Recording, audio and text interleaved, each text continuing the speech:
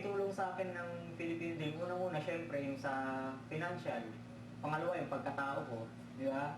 Ibig sabihin sa pagkatao kasi syempre before, alam naman natin na siguro alam ng lahat yung background ko no, na dati po akong tambay no, tapos Counter-Strike player ako. Kumbaga, ang layo ng linya ko sa linya ko ngayon. Kaya lang, nakita ko ngayong opportunity dito na pwedeng mabago yung buhay ko. Kaya ginawa ko, trinay ko siya, ginawa ko ng paraan, trinabaho ko, nagkaroon ng resulta.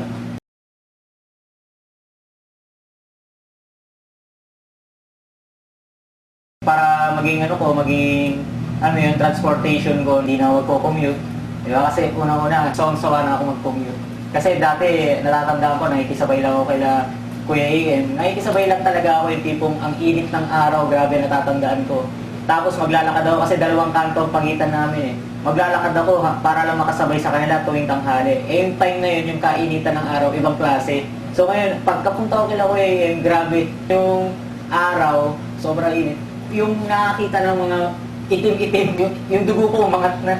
So sabi ko, minsan na lang mangyayari to, kaya kotse yung kinuha ko. At saka pangalawa, resulta, kumbaga tangible result talaga. Kasi ba minsan, sige pare, ano ba meron dyan? Gawin natin, tingnan muna natin kung may mangyayari sa'yo. Diba? Kung wala, o di hindi, pero kung meron, oo.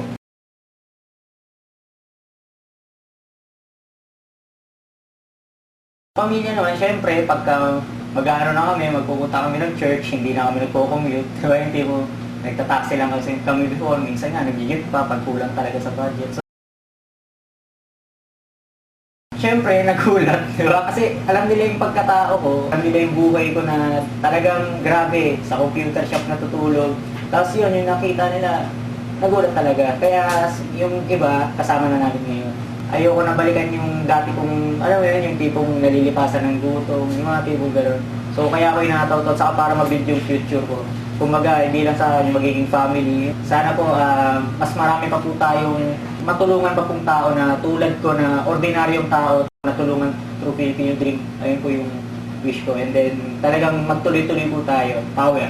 Okay, sa lahat po, iniimbitahan ko po kayo na magpunta po dito sa office namin, no, na makinig po ng seminar namin. No. Wala po siyang commitment. Pag nagustuhan niyo po, okay lang. No, pagtulungan natin. Pag hindi, okay lang din po. Ang amin po, mapakita namin yung business. Pag nagustuhan nyo, sama-sama po natin kunin yung pangarap.